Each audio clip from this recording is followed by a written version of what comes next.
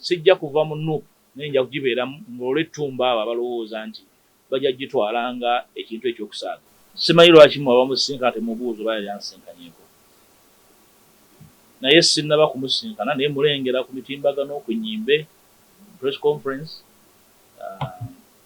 musaasira ng'omukulembeze wange ng'agezaako okumatiza ensi nti ndi muwonoonyi obwenkanidde awo naye ensi ekyagaanye okukkiriza. Olukiiko olwo lwampitibwamu naye nga tewali nsonga ya Simba eruntwalamu. Simanyi oba mwamanya ebyafaayo nga byali bya Simba. Sitera nnyo kwagala kwetaba mu nkiiko za mukolo bukolo. Njagala nnyo enkiiko z'ebyobufuzi eziba zenkana zirina okuba nga zirina ekigendererwa ekirambikiddwa. Obwo bwe ku buwabuzi bwenja okuwa pulezidenti nga tuzemu okusinkana. Ensonga z'e Masaka naziwaako obuwabuzi. Era obuwabuzi obwo buli ku record. Ebiwalaba bye biviira mu batawulira. Singa bampuliriza nga Ssekanyolya byandibaddewo. Naye ndowooza nti yali lesoni nnene eri abo bataagala kuwuliriza n'abalowooza nti osobola okutambuliza ekibiina ku biragiro n'obwetaavu bw'abo abantu abatono. Okuwabula kwange kwe nawa e Masaka nkyakuyimiriddeko nti ebintu ebimu birina okuyimirira.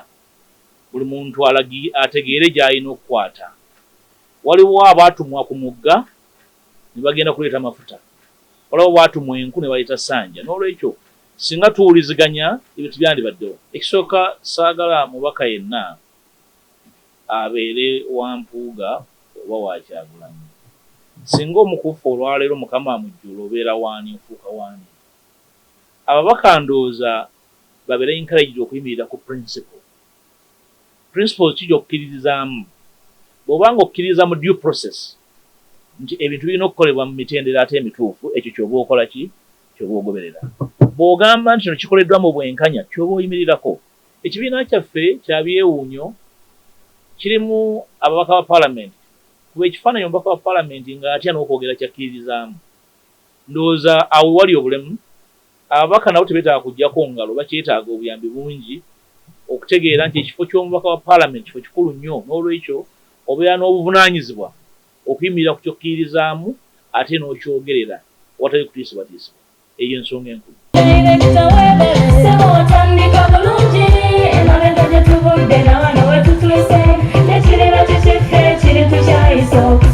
Bw'anoonya essomero erinaateekateeka omwana wo mu magezi n'okutya Mukama, Agape Christian Secondary School Ekyungu Mukono gy'oba omutwala. Ssomero lya one A-level eri abawala n'abalenzi era nga lisomesa arts ne sciences. Lyawandiisibwa Ministry y'ebyenjigiriza era nga lirina ne UNEB Center number. Science ne Computer Laboratory zijjudde ebikozesebwa era nga balina ebyemikono saako eby'obulimi n'obulunzi. Endabirira y'abaana nnungi n'ebyokwerinda biri gguluggulu. Anti-security cameras weeziri ku ssomero. Bafa ku bitone by'abaana okuyita mu kuyimba n'ebyemizannyo. Balina bursaries okuva mu America ne mu Bwakabaka bwa Buganda. Agape Christian Secondary School basanga Ekyungu Mukono okyamira ku Bank of Africa kilomita 1.5 ng'otuuse. Bakubire ku noti 771 214 592 oba noti 754 552 498. Agape Christian Secondary School, trust in divine providence.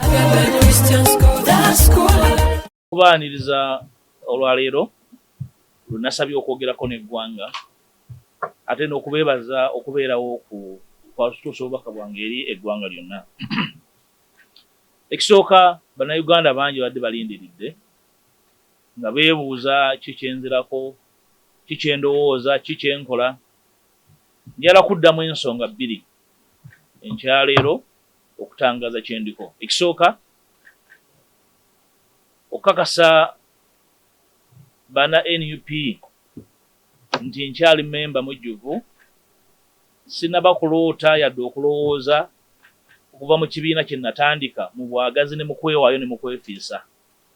Singa nali njagala byangu nandibadde ngenda na biriwo.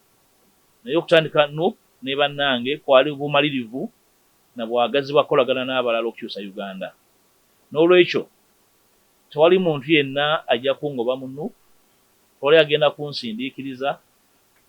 N'abadde bagezaako kunsindiikiriza nti ngende njala bagamba nti wendi, era ngenda kwetaba mu bbanga eriddako mu mulimu omunene ogw'okukyusa enkola y'ekibiina. Ekibiina kibeere nga tekitambula nga bwe twagala okujja mu buyinza, nga kitambulira mu biragiro naye nga kitambulira mu kugoberera amateeka n'emitendera. okuwuliziganya nga waliwo obutakkaanya ku nsonga yonna, okuwabuligana n'okuwangana ekitiibwa. Obanga oli memba, oli mukulembeze, oli full soldier, yenna gwe bawa data, kubapangisa, okunvuma, ojja kunvuma ndi mu kibiina era nja kuddamu nga ndi mu kibiina. N'olwekyo sigenda kuseeseetuka, ndi deputy president w'ekibiina, ekibiina we kiri nakiteekako amaanyi gange, obudde bwange. N'olwekyo omuntu yenna alowooza nti ono ntyoboola nga nva mu kibiina mwendi. Ekyokubiri, okuddamu okutegeeza eggwanga ensonga gye nayisa mu kiwandiiko nti siina musango gwe nazza, era n'abagamba nti nina omusango gwe nazza tebagunnyonnyola mu mateeka okuggyako okupalapalanya. So kye nategeeza eggwanga na kale kye ntegeeza eggwanga nti buli kye nkola nkimanyi era nkitegeera, ate siri kapere mu kutegeera amateeka. Ekyokusatu, okutegeeza abo bonna betukkaanya mu Uganda gye twagala okuzimba empya nti nja kubeera nammwe era sijja kukyuka era sikyukanga, naye okujjako okweyongera obumalirivu naddala nga ndaba embeera eyagala okujjawo ey'okusindiikiriza, okunyigiriza n'okutyoboola abantu abakoze byonna kye tusobola okuzimba wetutuuse. Nja kutambula nammwe si mu NUP mokka, n'ebibiina byonna ne bassekinnoomu abakkiriza mu nkyukakyuka era nga bakkiriza nti Uganda weeri yeetaaga obununuzi obw'amangu. Kineeraliikiriza nti mu kiseera Omwami Museveni amaze okulangirira obwakabaka bwe, ate ffe abaagala enkyukakyuka tuli mu kulwanira bukunkumuko na bitole bya mmere.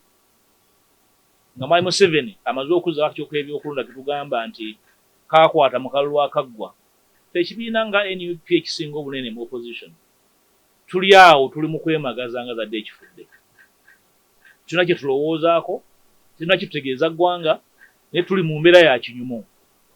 Ngenda kwetaba ne bannange bwe tuli mu kuvuganya nga nsinzira mu kibiina kyange n'okwagaza ekibiina kyange ddala okwagala enkyukakyuka so si okwagala n'okwenyumiriza mu kinyumu. Tukole ebyo ebisoboka nene munda mu kibiina okulaba nti wabeerawo enkyukakyuka ezinaalambulula enkwata y'ensonga, enkwata y'ensimbi, enkwata y'obukulembeze n'empisa mu kibiina okutwaliza wamu, kubanga kye kimu ku bintu ebyekkekwa mu kibiina kyaffe. Njagala kugumya bannayuganda naddala abawagizi baffe abali ebunaayira. Bannaffe abali ebunaayira batuwagidde nnyo kuba twatandika NUP. Beewaayo nnyo obudde bwabwe, ssente zaabwe ze bafuna mu bugubi okuyimirizaawo emirimu gy'ekibiina. Njagala bategeeza nti sigenda kuseeseetuka ku ebyo bye mumanyiiko era bye nkyaliko. Ekyokubiri, nti nze ne bannange abalowooza nti tuziŋŋamye okukwatagana okulaba nti tuteekawo enkyukakyuka ez'omuggundu mu mateeka gafuga ebyokulonda, kubanga okwetaba kwamwe mu byobufuzi tekukoma kuteeka biwandiiko ku mitimbagano na kusonda ssente, naye nga musobola okulonda, musobola n'okubaako bye mubuuza mu butongole ne buddibwamu nga bannayuganda ab'obwebange, nga mwe muli n'okuteekawo ennongoosi za musemateeka okulaba nti bannaffe abali e Bulaaya, abali e Bunaayira, abali mu nsi nga babonaabona beetaba mu kukyusa eggwanga lino so si mu bigambo bugambo. Ekisemberayo ddala njagala okukakasa banna NUP nti ndi nammwe wendi era buli nsonga yonna gye tutakkaanyaako tujja gitereeza mu kibiina, naye ng'enkola y'ekibiina gye ngenda okutabamu okukyusa.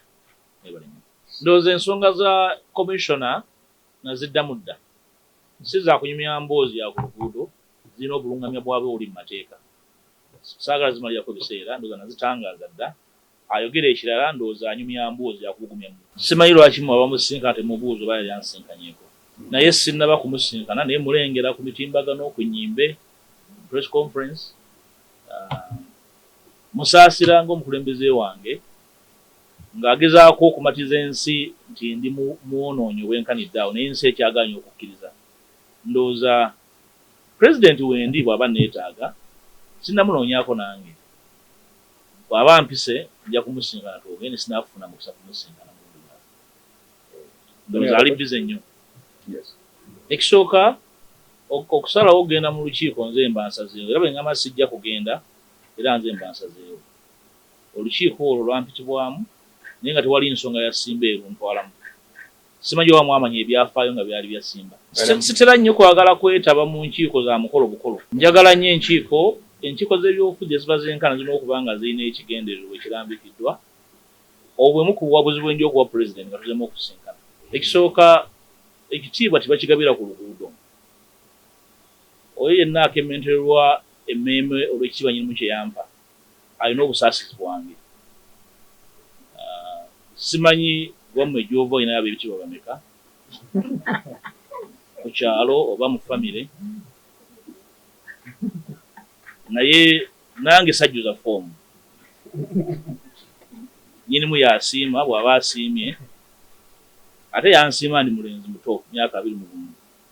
N'olwekyo ekyo sikyetondera muntu yenna, naye kirumya abantu abamu omutwe, simanyi kyabbakolera ate sisobola kukizaayo wa nnyinimu kuba tewali nsonga lwaki nkizaayo, naye nkyenyumirizaamu nnyo kubanga nnyinimu yandera era sobola mwegaana.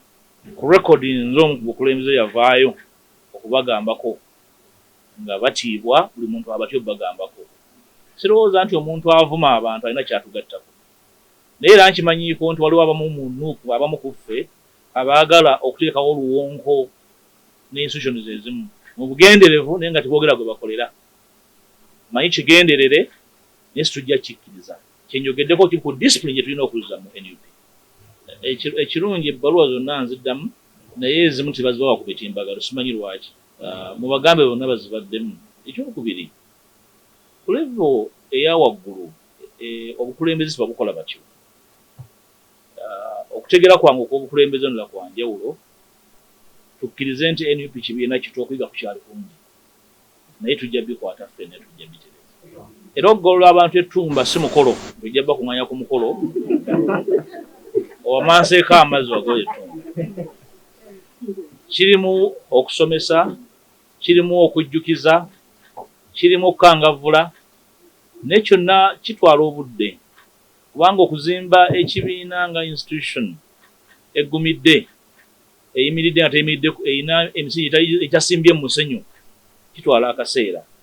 Ndowooza nti tuweebwe obudde mu kaseera kano buli muntu tumulaba waayimiridde ku discipline, mu kukola ebituufu, mu kugezaako okutyoboola abalala. Ndowooza byonna tuyiwa obudde ne bannayuganda abatufuula kye tuli batulaba bajja kutwawulamu ebiseera nga bitambula. First of all, I have not had a meeting with my party leader.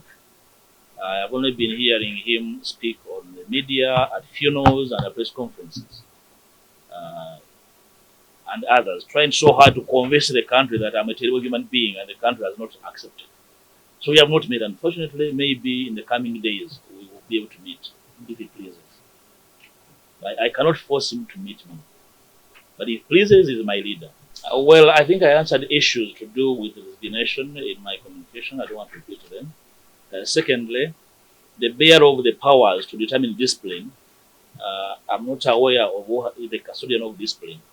But if there is any processes that are going to determine discipline of an individual, they should be undertaken. Okay? So I don't believe in grandstanding. If anybody has an issue about with a member, the processes must be pursued to the letter. I don't have personal issues with my president.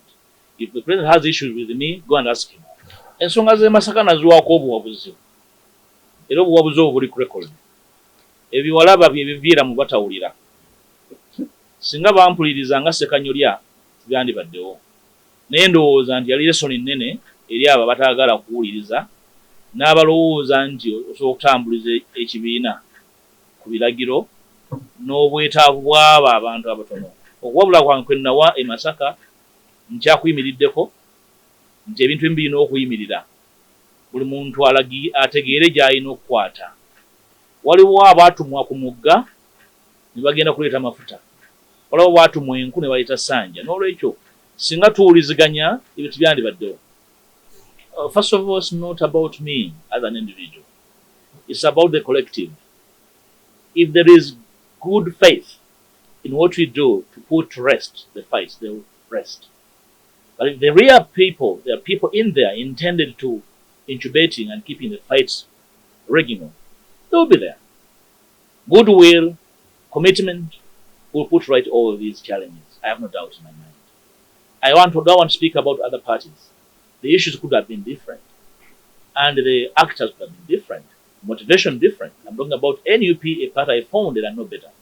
I believe there's no amount of disagreement that cannot be resolved with commitment and goodwill. One of the big motivations about NUP is that it has a lot of support from young people. And young people are very flexible. Learning is easy at a young age.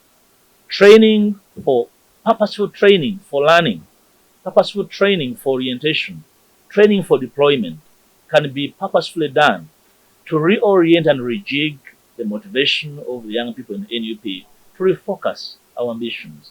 Our ambitions must run away from individuals to managing, running, and buttressing the organization. That's what I think I will focus on. Otherwise, we must be able to build a party beyond the duration of our ambitions as individuals. Build a party for posterity so that our grandchildren must find it around and available to propagate and promote the very values for which it was founded. That's my view and motivation. It's not an event, it's a long haul and must be commitment to go the long haul. Ekisooka saagala mubaka yenna abeere wa Mpuuga oba wa Kyagulanyi. Singa omukufu olwaleero Mukama amujjula obeera waani ofuuka waani. Ababaka ndowooza babeere encouraged okuyimirira ku principle. Principles kijja okukkiririzaamu. Bw'obanga okkiririza mu due process nti ebintu birina okukolebwa mu mitendera ate emituufu, ekyo ky'oba okola ki? Ky'oba ogoberera. Bw'ogamba nti kino kikoleddwa mu bwenkanya, ky'oba oyimirirako.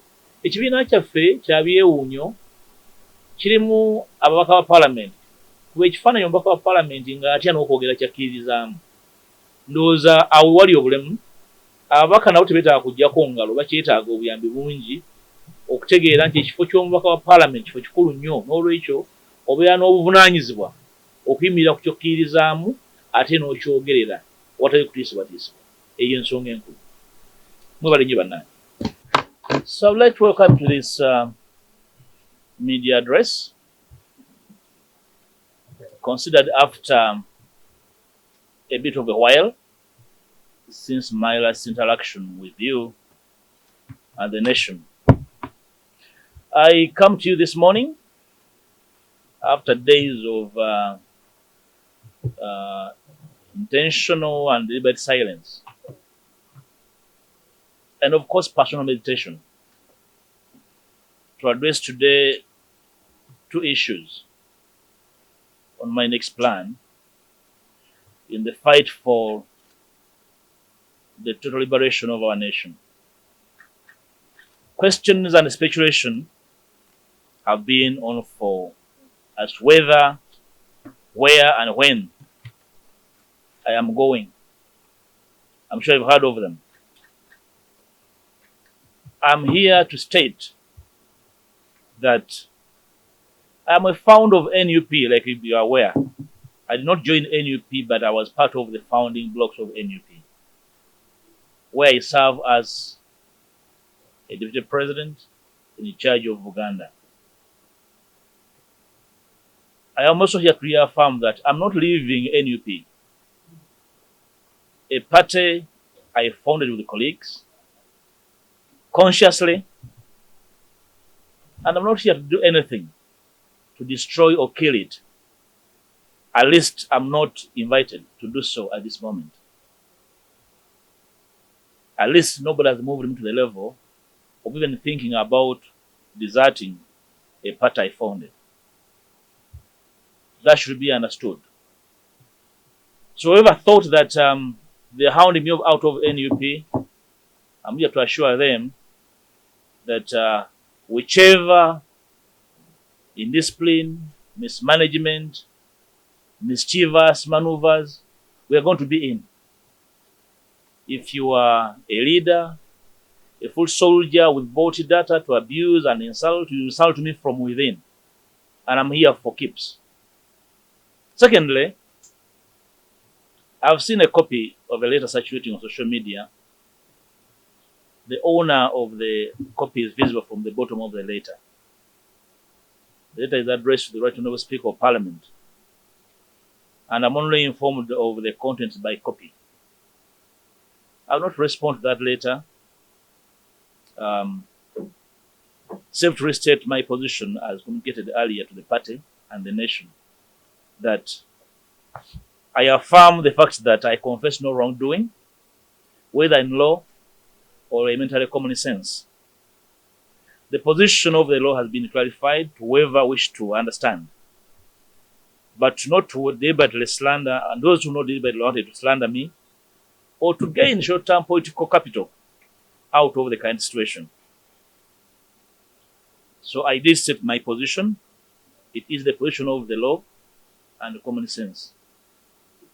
I wish to reassure all comrades in the struggle for a fair Uganda that my commitment has never waned, that I'm not and shall never be part of any form of corruption. I've never been indicted of corruption. I am never corrupt, and nobody will invite me into corruption. When we find ourselves disagreeable on anything in our midst, as a party, as change-seeking forces, we must find mechanisms for mature resolution, which is different from grandstanding and desire to settle political scores at the expense of reputations of comrades with whom we struggle to offer the country better leadership. Ugandans must be encouraged, and I'm here to encourage Ugandans at all times to question the decisions of their leaders, especially those in higher offices that make a decision on their behalf and acting on their behalf. In the current circumstances, it's not difficult to tell that the objective was never on accountability, because no one provides accountability on social media or at press conferences. The previous days have cast much doubt within the Ugandan populace and our partners beyond our borders is whether our party is capable of handling Hominga's tasks of liberation and effecting solutions to the political and social challenges of our country. We must regain public confidence as NUP and as the opposition, trust and demonstrate that we are worthy the people's support in leading the charge for change and transformation the Ugandan masses are yearning for. You can note that in the current circumstances that we are observing all over the last 1.5 months, General Museveni has been candid to us, at least, over his dynasty agenda, including the latest reshuffle in the EPDF that saw his son ascend to the helm of the country's military. Unfortunately, the largest opposition party in the country looks clueless and unable to guide its bruised cadreship on what next. Even the renewal of the term of the EC commissioners, who bungled and defeated with the last election, did not raise the curiosity of the largest opposition party in the country. Let me now assure the entire NUP leadership, membership, and supporters and the general public that NUP is my party, and I harbor no intention whatsoever of leaving, like I said. And the next days or weeks, I will embark with colleagues that concur with the challenges in the party on a program to reform the party and make it a credible party and competent as a party or as a government in waiting. I am aware of our supporters in the diaspora that are very desperate. I'm here to appreciate you. Your immense support is appreciated in building our younger party and the quest for a new Uganda in general. I am aware the diaspora interacts with a lot of information, but largely a lot of misinformation, targeting their justifiable desperation for change. I pledge to you my availability and the clarity of mission and purpose in whatever we do to change the trajectory of our nation. Ugandans in the diaspora are desperate to cement their contribution towards change beyond social media commentary and material support, which seem to be a major preoccupation of many leadership here in Uganda. We should be embarking on a joint push for major reforms in our electoral laws and major constitutional shifts to enable diaspora citizenry participation in our electoral activities beyond manipulating the change agenda by selfish individuals here. By the end of the planned NUP reform process that I've pledged, arbitrary, obscurantist, and deviant work methods, lack of internal conflict resolution mechanisms, nepotism, corruption, greed, and abuse of office, including extortion and blackmail, will be a thing of the past. Finally, I will be unveiling to the public what next in the coming weeks, and I will share with the NUP membership and the change-seeking forces what I believe my party and myself can contribute to the change agenda, given the time frame at our disposal and the urgent need for us to coalesce and find bearing for the Uganda that we need in the immediacy. I thank you for God and my country.